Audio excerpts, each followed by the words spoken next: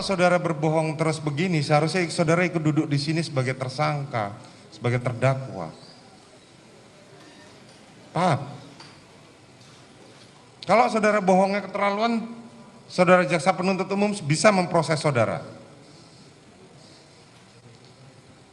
Ancamannya 7 tahun, nggak main-main saudara. Izin majelis, ini kan terkait aturan main di persidangan sesuai pasal 3 KUHP. Kami memohon agar saksi dikenakan pasal 174 tentang kesaksian palsu dengan ancaman 242 KUHP 7 tahun. Mohon dicatat. Ya, Terima kasih majelis. nanti kami pertimbangkan. Silakan. Saya dari tadi perhatiin majelis saja sama jaksa kamu bohongin, apalagi kami penasihat hukum. Saya mau tanya, saksi, Iya, lihat Pak. sini. Kuat itu sebagai apa di rumah? Saya tidak tahu, Mulia. Saudara tidak tahu pada saat saudara masuk bekerja. Siap, Mulia.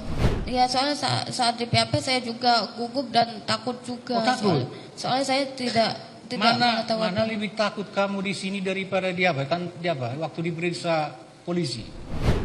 Ini masih beruntung kamu nggak diperintahkan untuk dilakukan tersangka memberikan keterangan palsu sesuai dengan pasal 242 KUH pidana, ancaman hukuman 7 tahun. Apakah saudara saksi ada menggunakan handsfree tidak? Ini saya perlu perjelas dulu. Siap? Saudara ada menggunakan handsfree tidak ini? Ada yang mengajari saudara sekarang? Tidak ada. Tidak ada? Tidak. Dipastikan itu tidak ada? Tidak ada. Tidak ada ya? Terus Kaos lengan pendek. kaos lengan pendek, bawahannya pakai apa? Bawaannya saya lupa. Tadi nyebut kaos cepet banget, bawahannya lupa. Apakah semua ajudan tinggal di Jalan Bangka?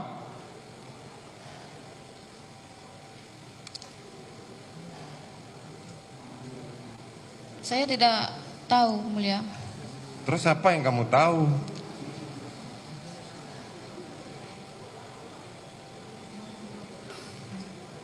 Apa yang kamu tahu? Kamu ambil mikir, kalau mikir itu bohong. Iya. Paham? Ya kan saya bagian masak, gak ngurusin om-omnya. Kenapa saudara Putri pindah? Saya tidak tahu itu. Tidak tahu. Tidak tahu. Tidak tahu atau tidak mau tahu? Tidak tahu.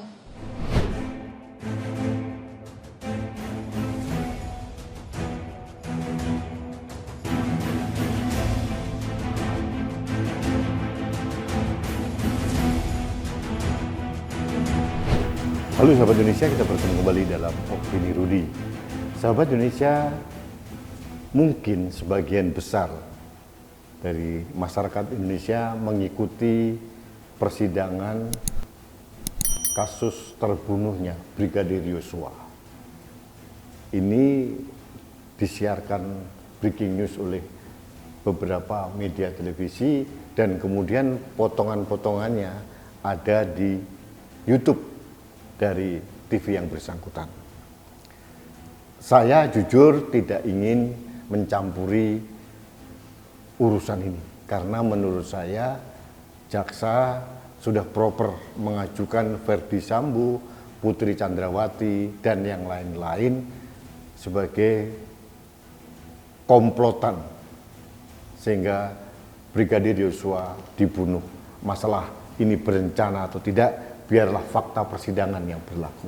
Nah, pada opini kali ini saya menyoroti justru perlakuan hakim dan jaksa yang katanya mulia itu terhadap saksi ART, asisten rumah tangga Susi.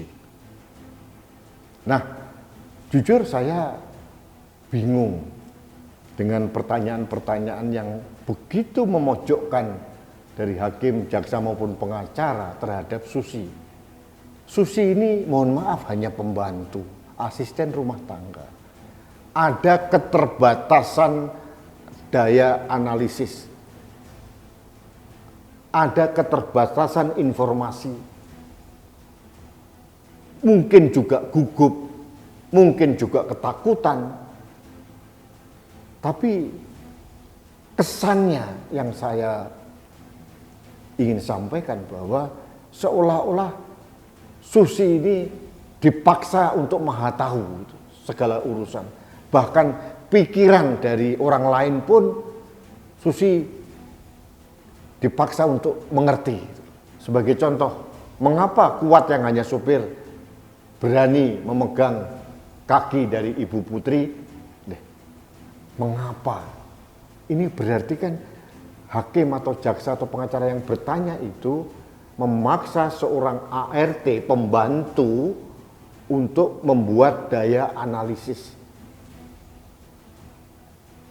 Belum tentu bisa.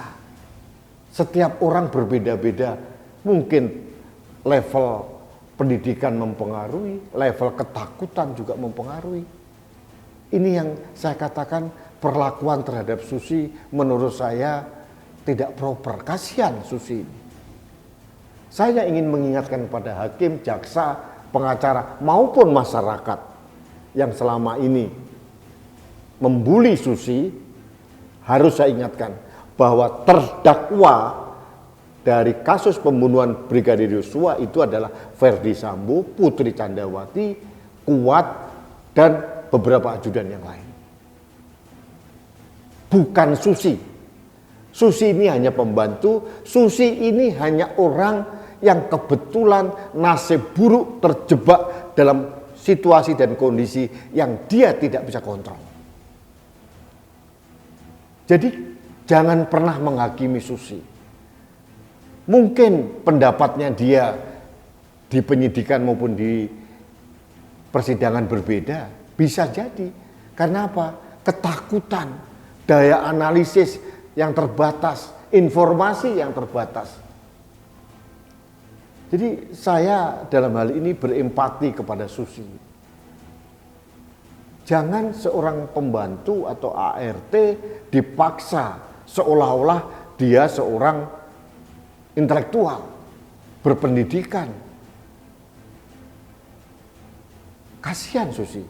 Sampai ditanya, siapa yang melahirkan anak bungsu dari Putri Candrawati? Coba. Seorang pembantu dipaksa mengatakan hal itu. Dan itu relevan gak sih dengan kasus pembunuhan itu? Kalau menurut saya tidak relevan. Jadi kalau Susi akhirnya ragu-ragu menjawab, coba bayangkan kalau Anda sendiri dalam posisi seperti Susi.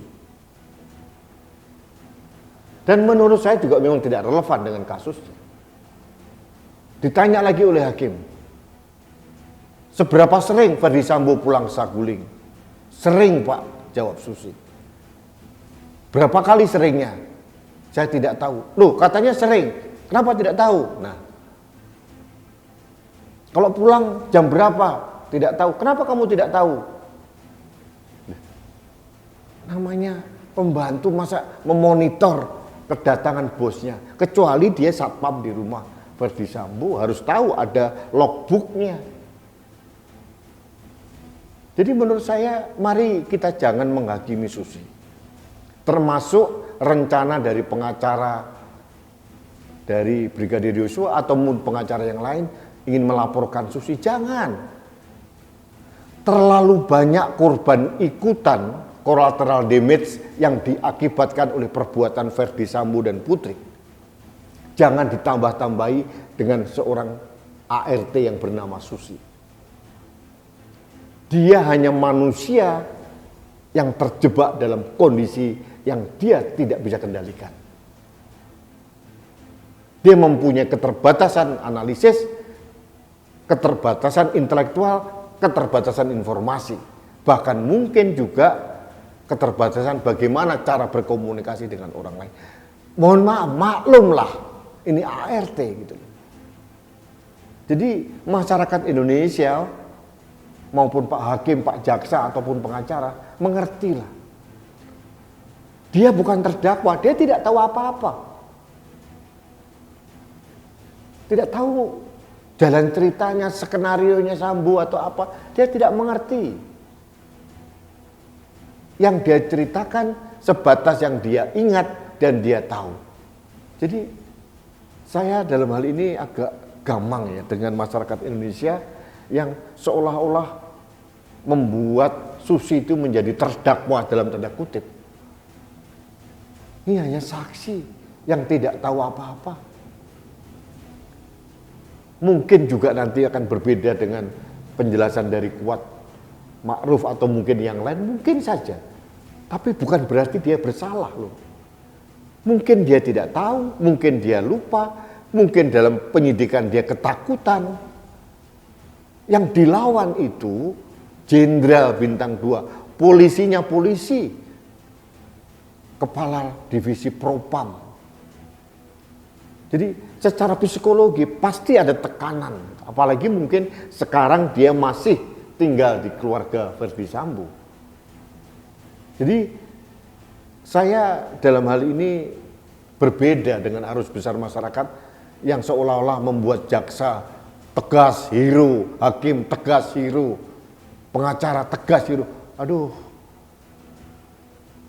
justru menurut saya Pak Hakim, Pak Jaksa, dan pengacara yang mencecar Susi dengan pertanyaan-pertanyaan tidak masuk akal, ini tidak wise, tidak bijak, tidak arif, tidak mengerti kondisinya seperti apa. Seperti pertanyaan, bagaimana mungkin seorang sopir berani mengangkat majikannya? Nah, bagaimana seorang pembantu harus menganalisis hal itu? Dalam kondisi yang mungkin emergensi, siapapun bisa menolong itu. Tidak peduli dia itu bosnya atau apa, pada saat ada masalah juga diangkat, entah itu perempuan entah laki.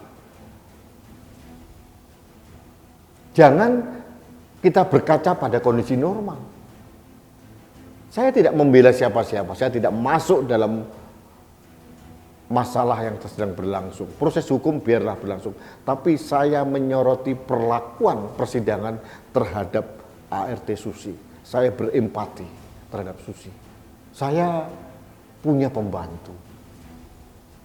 Saya mengerti keterbatasan mereka dalam menganalisis masalah, menganalisis situasi. Saya harus mengerti. Kalau seorang Susi pintar, hebat, malah saya curiga, jangan-jangan dia di setel, jangan-jangan dia bukan pembantu. Jadi Pak Hakim, Pak Jaksa atau siapapun mohonlah untuk manusiawi memperlakukan Susi. Apalagi menuduh dia pakai handsfree, didikte dari luar. Ini teori-teori konspirasi yang tidak nyambung dalam otaknya seorang ART, asisten rumah tangga. Sahabat Indonesia, ini opini saya. Opini saya untuk menjaga Indonesia agar waras, arif, bijak, harus menempatkan seseorang pada tempatnya. Seorang ART tidak tahu apa-apa. Jangan dicecar untuk sesuatu yang dia tidak tahu, tidak bisa menganalisis. Mungkin dia semakin gugup dicecar begitu, apalagi ada ancaman akan dipidanakan. Kasihan sekali. Dia tidak tahu apa-apa. Dia tidak tahu niat jahat Verdi Sambo untuk menghabisi Yosua. Dia tidak tahu apa yang terjadi pada otak pikiran dari seorang Putri Candrawati. Levelnya dia hanya asisten rumah tangga atau pembantu. Jadi marilah kita bijak untuk berpikir, jangan menempatkan Susi seolah-olah dia ini terdakwa yang paling bersalah. Apalagi ditanya untuk hal-hal yang dia tidak tahu, tidak mengerti. Seperti kasus yang tadi saya sampaikan, siapa yang melahirkan anaknya Verdi Sambo yang bungsu? Ini kan ada dilema dia untuk menjawab itu. Dan pertanyaan saya dari seorang Rudi S. Kamri, apa sih relevansinya dengan terbunuhnya Yosua? Anak bungsu Verdi Sambo itu anak siapa dan sebagainya. Apa relevansinya? Yang jelas semangat saya adalah siapapun dia, pembunuh Brigadir Yosua harus dihukum seberat-beratnya. Siapapun dia, entah jenderal, istrinya, ajudannya, sopirnya, atau siapapun, harus dihukum seberat-beratnya. Marilah kita berempati pada sosok seorang Susi dan keluarga dari Yosua. Ini juga menurut saya, inilah cermin pengadilan kita. Karena saya lihat juga cara bertanya dari hakim jaksa juga kadang-kadang tidak smart juga. Jangan posisi kita hanya kebetulan jadi hakim, jadi jaksa, jadi pengacara itu terus seolah-olah bisa membuat nasib orang hitam putih. Apalagi jelas-jelas seorang Susi hanya saksi. Kalaupun dia berbohong, seberapa besar mempengaruhi kasus ini? Toh kasusnya kan terang benderang kok. Yang jelas ada korban, Brigadir Yosua. Yang jelas ada orang yang mengaku menembak. Tinggal dibuktikan saja ini pembunuhan berencana atau tidak. Tapi kesaksian seorang ART yang namanya Susi ini jangan menjadi penekanan atau sorotan yang berlebihan. Apalagi ada ancaman-ancaman untuk mempidanakan. Kasihan pembantu ini. Dia orang yang bernasib buruk. Orang yang berada pada tempat yang salah dan kondisi yang salah, waktu yang salah. Itulah Susi. Dia perempuan desa. Coba bayangkan orang tuanya atau keluarganya atau Susi sendiri menghadapi cercaan masyarakat dan menghadapi ancaman untuk dipidanakan karena laporan palsu atau kesaksian palsu. Ini kasihan sekali. Padahal saya meyakini ini ada karena daya nalar, daya analisis, informasi yang terbatas sehingga mungkin informasinya tidak terlalu clear, kadang sedikit berubah, tapi kan tidak esensial. Dia tidak tahu apa-apa.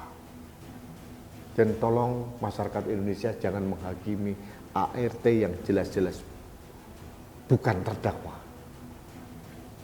Jadi saya ingin sampaikan pada kesempatan ini bahwa terdakwanya atas kasus terbunuhnya Brigadir Yosua adalah Ferdi Sambo, Putri Candrawati, Kuat Ma'ruf, dan beberapa ajudan yang lain.